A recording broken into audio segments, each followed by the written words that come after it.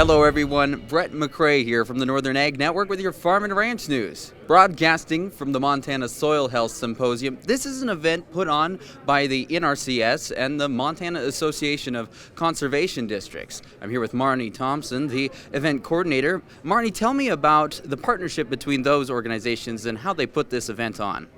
So we started probably in 2011 putting on these workshops. We work with the Montana Association of Conservation Districts and NRCS. We have a committee of about 5 or 6 of us that work on bringing in speakers every year and just facilitating the breakout sessions and the meals and all that stuff. It's a great partnership. And this is an event where producers come together to talk about regenerative practices to focus on those soil health principles. So tell me a little bit about what those producers have been learned about here at this convention this year. A lot of them have learned about the soil health principles, minimizing soil disturbance, soil cover, diversity in your rotations, and some guys have learned about how some natural minerals to give their cows, epigenetics, and a lot about human health and how it relates to soil health and along with your cattle health. So really cool stuff. Absolutely, definitely a lot of really cool stuff. I know local food systems always something we're talking about here, but reporting from the Montana Soil Health Symposium on the Northern Ag Network, I'm Brett McRae.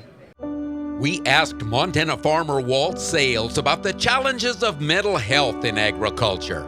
Another drought, there always is. There's always going to be another something. I grew up in a generation of you pulled yourself up by your bootstraps, but it's become evident is what do you do if you can't even find those bootstraps? If you need to talk to somebody, go to beyondtheweather.com for free counseling for Montana ag producers.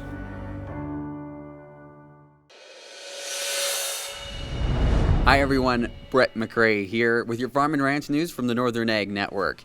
Here at the Montana Soil Health Symposium, farmers and ranchers are discussing soil health principles, innovative practices, and innovation in the industry.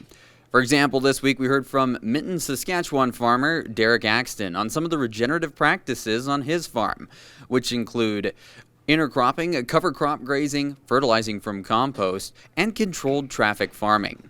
Local ranchers shared their experiences using virtual fencing, something I recently learned more about from Frank Wooten with Vents. Generally, we find our highest value in the rangeland and cow-calf operations. And what it allows producers to do is it allows them to train cattle to be able to contain animals within a specific area without the need for any physical. Many interesting conversations happening here at the Soil Health Symposium. Cash cattle trade has been slow to develop this week among pretty strong fundamentals that we've been seeing in the cattle market recently. Feeder cattle higher in Miles City this week. Heavy 5-weight steers $3.15 to $3.22.